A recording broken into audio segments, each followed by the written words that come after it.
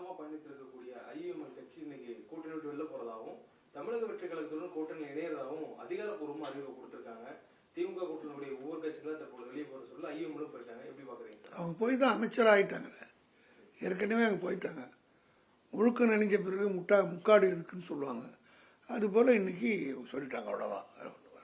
தாவேக்கு ஆதரவு கேட்ட போது கூட நாங்க ரொம்ப நாளா திமுக இருக்கக்கூடிய கூட்டணி கட்சி எதனாலும் திமுக தலைவர் ஒரு வார்த்தை கேட்டுங்களேன்னு சொன்ன காதல் மொய்தீன் இன்னைக்கு நாங்க கூட்டணி மாறிட்டோம்னு சொல்றாரு. அன்று இன்று நாளை திமுகவுடன் இருக்கிறோம்னு சொன்ன ஐஎம்எல் இன்னைக்கு இன்று நாளை எப்போதும் தாவேக்குடன் அப்படிங்கிற ஒரு முடிவு வரணும்னு சொல்லியிருக்காங்க.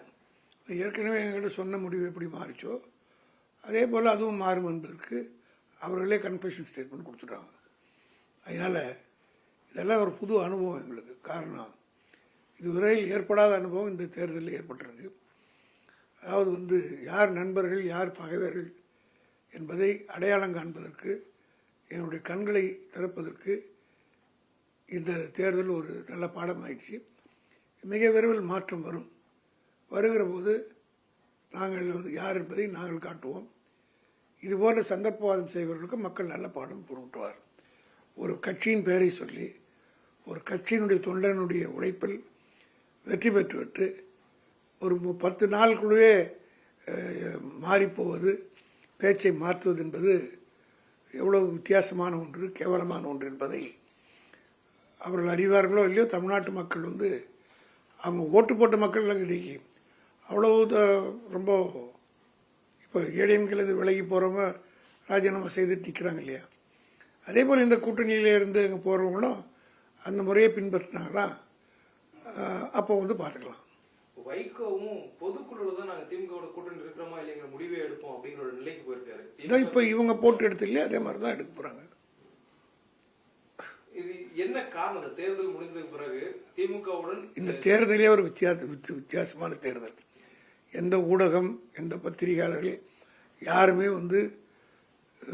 விஜய் வருவார் என்று சொல்லலை. எப்படியோ வந்துவிட்டார்கள். இப்படி ஒரு அதிசயம் நடந்ததுனால இந்த அதிசயத்துக்கு பலியாகக்கூடியவர்கள் பலவீனமானவர்கள் பலியாகிவிட்டார்கள். உறுதியானவர்கள் உறுதியாக இருக்கிறாங்க. அவ்வளவுதான். கூட்டணியிலிருந்து தேர்தல் சந்தித்து உறுதியா இருந்த இந்திய மார்க்சிஸ்ட் கம்யூனிஸ்ட் கட்சியினுடைய மாநில செயலர் சண்முகம் ஒரு அறிக்கை கொடுத்தாரு. அதுல திமுகவும் அதிமுகவும் கூட்டணி அமைக்கிறதுக்கு ஒரு பேச்சுவார்த்தை நடத்தினாங்க. அது ஒரு சந்தர்ப்பவாதம். திமுகவோ அல்லது அதிமுகவோ அல்லாத மற்றொரு கட்சி ஆட்சி அமைக்கிறது இவங்க இந்த 2 கட்சிக்கும் விருப்பமா இல்லைங்கிறத அவர் வெளிப்படுத்தி இருக்கிறாரு. ஏற்கனவே அதிமுகவோடு நாங்கள் ஒன்றும் பேசலை, கூட்டணி வைக்கல. ஆனால் அதை பற்றி சிபிஐ பேசுறது தவறு. அந்த ஏற்கனவே அந்த கட்சியோட பல முறை கூட்டணி வச்சு ராஜ்யசபா எம்பி பதவி வாங்கிலாம் போயிருக்கிறாங்க. ஆக ஒன்றும் அது தீண்டத்தகாத ஒரு கட்சி என்றோ, பாஜக ஒரு கொள்கை ரீதியான எதிரின்னு சொல்றாங்கல்ல, அந்த மாதிரி கூட அதிமுகவை கடந்த காலத்தில் சிபிஐ சொல்லவில்லை. அவங்களோட கூட்டணி வைத்தவங்க, ஜெயலலிதாவோட கூட்டணி வைத்தவர்கள், அவர்கள் மூலமாக ராஜ்யசபாவுக்கு எம்பி எல்லாம் போனவங்களாம் இருக்கிறாங்க. அதனால ஏதோ போயிட்டாங்க, போனதுக்கு காரணம் சொல்றாங்க. அவ்வளோதான். அதனால இது அங்கேயும் நிரந்தரமாக இருப்பாங்கன்னு சொல்ல முடியாது. ஏன்னா ஒரு தேர்தலில் ஒவ்வொரு அணியோட மார்க்சிஸ்ட் கூட்டணி வச்சிருக்கு. நான் ஏற்கனவே பல முறை சொல்லியிருக்கேன். 67 எங்களோட கூட்டணி வச்சாங்க, சிபிஐ எங்களோட இருந்தது. அப்போ ராஜாஜியும் இவங்களும் 2 பேரும் 2 எதிரிகளாக இருந்தாங்க.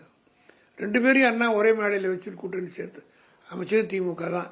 அதே 71 இவங்க போயிட்டு சிபிஐ எங்களோட வந்தது. இப்படி 77 பார்லிமெண்ட் எலெக்ஷன் அப்போ எங்களோட சிபிஐ இருந்தது. எலெக்ஷன் முடிஞ்ச உடனே அசம்பிளி எலெக்ஷன் அப்போ பார்லிமெண்ட் எலெக்ஷன் அப்போ கூட்டணி இருந்தாங்க. ஒரே ஒரு இடம் தான் ஜெயிச்சோன்னு ஓடிப்பிட்டாங்க, போய் இன்னொரு கூட்டணி சேர்ந்துட்டாங்க. ஸோ இதெல்லாம் நாங்கள் ஒரு 60 வருஷமாக பார்த்துருக்குறோம். போவாங்க வருவாங்க, இப்படி நாங்களும் வரவங்களெல்லாம் மனமாற்றம் பெற்று வரவர்களெல்லாம் நாங்களாம் சேர்த்துக்கிட்டு இருக்கோம். ஏடிஎம்கே சேர்ந்துச்சு. அதனால் இவங்களுக்கு பொலிட்டிக்கல் சர்வேலாம் இருந்தது. அவ்வளோதான். அதான் நான் என்ன சொல்கிறேன், அதிமுக என்பது பெரிய ஒரு தீண்டத்தகாத சக்தியை போல இவர்கள் பேசுவது போது இவங்க அந்த கட்சியோட கூட்டவே இருக்காது போல இல்லாத போது பேசுவது என்பது தான் வேடிக்கையே. இவங்க அந்த கட்சியோட ஒரே மேடையில் பேசலையா, ஜெயலலிதாவோட இல்லையா, ராஜ்யசபா எம்பி வாங்கின்னு போலையா, எம்எல்ஏ ஜெயிச்சு வரலையா? அப்படியே நாங்கள் கூட்டணி வைத்தாலும் அதில் என்ன உலகமாக தப்பு? சிபிஐ சிபிஎம் ரெண்டும் உடஞ்சது 64ல். இப்போ 2 பேரும் ஒன்றா ஒத்த கருத்தோடு போகலையா? வேற வேற கட்சி பேராக இருந்தாலும் ஒரே எங்கள் கூட்டணியிலே இல்லையா? ஒரே கருத்தோடு போகலையா? ஆக எங்கள் விட்டு அவங்க பிரிஞ்சு போய் ஏறத்தாழ 54 வருஷம் ஆகிப்போச்சு. அதுக்காக நாங்கள் கூட்டணி வைக்கிறோன்னு சொல்லலை. அப்படி பேசிக்கினாலும் அதில் ஒன்றும் தப்பு இல்லை.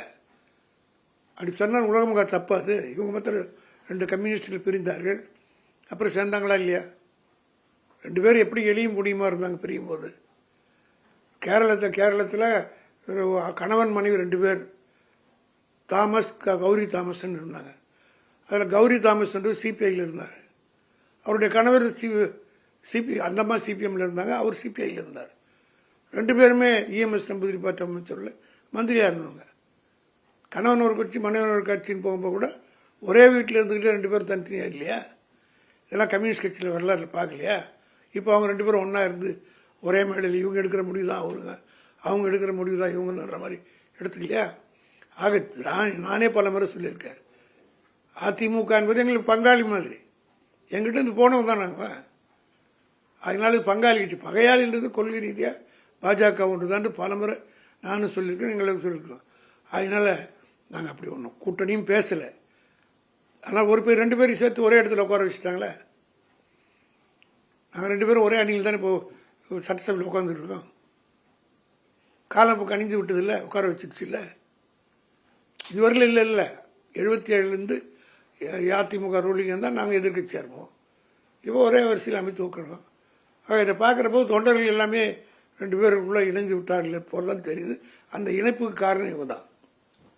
இந்த தேர்தலுக்கு பிறகு இந்த நிலைப்பாட்டுக்கு காரணம் தேர்தலுடைய கூட்டணி பேச்சுவார்த்தை போது திமுக பேச்சுவார்த்தைகளோட அணுகல் தான் அப்படிங்கிற ஒரு. அப்பயே வெளியேறிக்க வேண்டியதானே? அப்படின்னு சொன்னா அன்னைக்கே வெளியேறி போயிருந்தா நாங்கள் ஒரு 10 சீட்டு நின்று இருப்போம்ல, கூடுதலாக திமுக வாய்ப்பு கிடைச்சிருக்கும்ல. உதாரணத்துக்கு மதிமுக துறை வைக்கோ கூட்டணி உடைஞ்சிடக்கூடாதுங்கிற அழுத்தத்தினாலதான் அமைதியா இருந்தோம்னு சொல்றாரு. ஏன் எலெக்ஷன் பொறுத்து போயிருந்தாங்க? இப்போ காட்டுற வீரத்தை அப்பயே காட்டி போயிருந்தா நல்லா இருந்திருக்கும்ல. அதாவது இதெல்லாம் சந்தர்ப்பவாதம், போகிறதுக்கு காரணங்கள் வேணும். அது பொதுமக்கள் மத்தியில் பரவாயில்ல, அவங்க கிட்ட இருந்தவங்களே பேச ஆரம்பிச்சிட்டாங்க. யார் யார் என்னென்ன காரணத்துக்கு போகிறாங்க, போகணும்னு போட்டுனாங்க. அதுக்காக ஏற்கனவே நான் சொன்னதை போல அவர்கள் இருந்தால் அவர்கள் எங்களோட வச்சுப்போம், இல்லைன்னா அவங்க இல்லாமல் அவங்க எதிர்த்து அவங்களையும் எதிர்த்து நாங்கள் அரசியல் பண்ண முடியும்.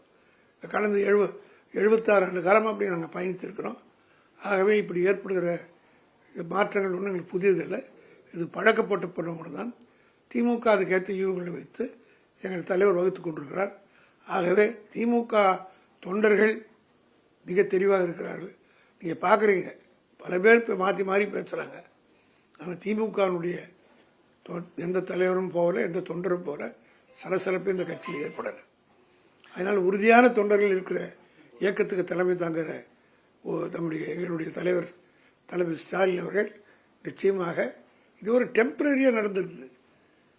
அதிமுக திமுக ஒருவேளை ஒன்று சேர்ந்தால் அது உலகமாக தப்பு இல்லை அப்படின்ற ஒரு விளக்கம் நீங்க கொடுக்குறீங்க. எதிர்வரக்கூடிய இடைத்தேர்தலில் இல்லை, நான் என்ன சொல்றேன்னா நாங்கள் சேரல. ஆனால் நாங்கள் 2 பேரும் சில கருத்துக்களை அவரும் அப்பன்னா பெரியார் சொல்றாரு, கூட நாங்கள் கலைஞர் சொல்றோம், அவங்க எம்ஜிஆர் சொல்றாங்க. ஆக எங்களுடைய பகையாளிகள் அவங்க பங்காளி தான். பகையாளி என்பது இப்போ கொள்கை ரீதியான பகையாளின்றது பிஜேபி ஒன்று பலமுறை நானே கூட பலமுறை பேசியிருக்கிறேன். எப்படி 2 கம்யூனிஸ்ட் சிபிஐ சிபிஎம் 2 பேரும் ஒரே கொள்கை தானே. அவங்க 2 பேரும் ஒரு கட்சியில் தான் பிரிஞ்சாங்க. 64 64 பிரிஞ்சாங்க. அதுக்குள்ளே 50 வருஷத்துக்குள்ள அவங்க சேர்ந்துட்டாங்கல்ல, எங்ககிட்டே சேர்ந்துட்டாங்க. 2 பேரும் ஒரே மேடையில் இருந்தாங்கல்ல. எம்ஜிஆர் கூட இந்த பக்கம் கல்யாண சுந்தரம் இருக்கிறார், இந்த பக்கம் பி ராமமூர்த்தி இருக்கிறார் பேசினார. ஒரு 50 வருஷத்துக்கு முன்னாடி, 45-50 வருஷத்துக்கு முன்னாடி. அப்போ அவங்க 20 வருஷத்துக்கு 2 பேரும் ஒன்றா சேர்ந்துட்டாங்கல்ல. நாங்கள் ஒன்றும் சேரலை. இவங்க எங்களை சேரணும்னு விரும்புகிறாங்க போல இருக்கு. எங்களை இணைப்பதற்கு அவருக்கு முயற்சி எடுக்கிறாங்க. அது நிறைவேறினா கீழே இருக்கிற தொண்டெல்லாம் இப்போ பாதி பேர் 2 பேருக்குள்ள அட்ஜஸ்ட்மெண்ட்டுக்கு வந்துட்டாங்க. திமுக தளபதி மு.க. ஸ்டாலின் தான் இனி திராவிட இயக்கத்தை காப்பாற்ற முடியும் என்ற முடிவுக்கு அந்த கட்சியில் இருக்கிறவங்களே வந்துட்டாங்க பாதி பேர். தொண்டர்களுக்கு அல்ல அது எலெக்ஷன் கவுண்டிங்லேயே நாங்கள் பார்த்தோம். நம்ம கட்சியை நம்ம திராவிட இயக்கம் அழிஞ்சிடக்கூடாதுன்ற எண்ணம் எல்லோருக்கும் வந்துருச்சு. திமுக வாக்கரசியல்ல தன்னுடைய மிகப்பெரிய பலமா வச்சிருக்கிறது கூட்டணி கட்சிகள், ஒத்த சிந்தனை இருக்கக்கூடிய கொள்கை இருக்கக்கூடிய கட்சிகளை தேர்தலின் போது கூட வச்சு. இப்ப நான் சொல்றது வந்து தப்பா எடுத்துக்கூடாது. ஒவ்வொருத்தருக்கும் என்ன ஸ்ட்ரென்த் இருந்தது எனக்கு தெரியும். இருந்தாலும் மதிக்க வேண்டும் என்பதற்காக வச்சுட்டு இருந்தோமே தவிர, எங்களை பொறுத்த மட்டும் பல இடத்துல இவங்க எக்ஸ்ட்ரா லகேஜா தான் இருந்திருப்பேன். அந்த கூட்டணி உடஞ்சிருச்சு இந்த ஒரு பேர் வந்துடக்கூடாதுன்றதுக்காக இவங்களால ஒண்ணுமே இல்லைன்னாலும் தாங்கிட்டு போனோம். எல்லா வகையிலும் கூட்டணி தர்மத்தை காப்பாற்றினார். அதுவும் வந்து எங்கள் தலைவர் தளபதி மாதிரி இந்த கூட்டணியை ஏறத்தாழ 4-5 தேர்தலுக்கு அரவணைச்சு சென்ற தமிழ்நாட்டு வரலாற்றில் அவர் ஒருத்தர் தான் இருக்க முடியும். கலைஞர் அப்படி அந்த எல்லா ஒரே கூட்டணியை அழைச்சிட்டு போல, அண்ணாவும் போல, எம்ஜிஆரும் போல, ஜெயலலிதாவும் போல, தளபதி மு.க. ஸ்டாலின் ஒருத்தர் தான் 5 தேர்தல்களிலும் கூட்டணி உடையாமல் பாதுகாத்து வந்தார். கடைசி வரையில் அப்படிதான் இருந்தார். ஆனால் பதவி என்கிற போது பல்லிழிச்சு ஓடுகிறவர்களும் இருக்கிறார்கள். அதை பற்றி நாங்கள் கவலைப்படல. இது ஒன்றும் எங்களுக்கு ஒன்றும் பெரிய அதிர்ச்சியான செய்தியாகவும் இல்லை. ஏன்னா நாங்கள் பல முறை பார்த்துருக்கோம். இந்த மாதிரி இது தாவேக்காவோட வியூகமா சார்? திமுகவுடைய கூட்டணி கட்சி தப்பு இழுத்துறது மூலியமா திமுகவை எளிதா அடுத்த வருகிற தேர்தலில் வீழ்த்துறாங்க தாவேக்காவுடைய வியூகமா இருக்குமா? தாவேக்காவுடைய யூகம் மட்டுமல்ல, இதுக்கு பின்னாடி ஒரு பெரிய சக்தி ஏதோ ஒன்று வேலை செஞ்சு கொண்டிருக்கிறது. ஆக அதுக்கு இவங்க பலியாகி போறாங்க. ஆனால் மக்கள் வந்து இவ்வளோ சீக்கிரம், அதாவது ஒரு கொள்கை, ஒரு பாலிசி மேட்டர், ஒரு பட்ஜெட் கூட ஒன்றும் தாக்கல் செய்யலை, அதுக்குள்ளவே இவங்க போய் மனமாற்றம் பெறாங்கன்னா அது ஒரு காரணம் இருக்கணும். இல்லை, அதாவது நான் ஒரு கட்சியை விட்டு வர்றதுக்கு காரணம் இருக்கணும். தலைவர் மேலே இருக்கிற கோவை என்ன மதிக்கலை அதனால நான் வெளியே இருக்கணும், கொள்கை பிடிக்கல அதனால போறேன்னு சொல்லலாம். ஆனால் இன்னும் நடந்துருச்சு இந்த 20 நாளில். தேர்தல் முடிஞ்சதுக்கும் இவங்க அறிக்கை விடுற நாளுக்கு முடியல எங்கள் சைடில் என்ன நாங்கள் தப்பு பண்ணிட்டோம், அல்லது அங்கிருந்து பெரிய என்ன சாதனை முடிச்சு விட்டது, இந்த பாலியல் கொடுமைகள்லாம் அதிகமாக நடந்தது ஏற்றுக்கிறாங்களா அவங்க? இந்த கட்சி மாறில் காலையில் ஒரு கட்சி, மாலையில் ஒரு கட்சி ஓடி ஓடி போகிறாங்களே, அதெல்லாம் இந்த வரைக்கும் தமிழ்நாட்டில் இருந்ததே இல்லை. இதையெல்லாம் அவங்க வரவேற்று அதுக்காக போய் சேர்றாங்களா? காரணம் சொல்லட்டும். Thank you sir.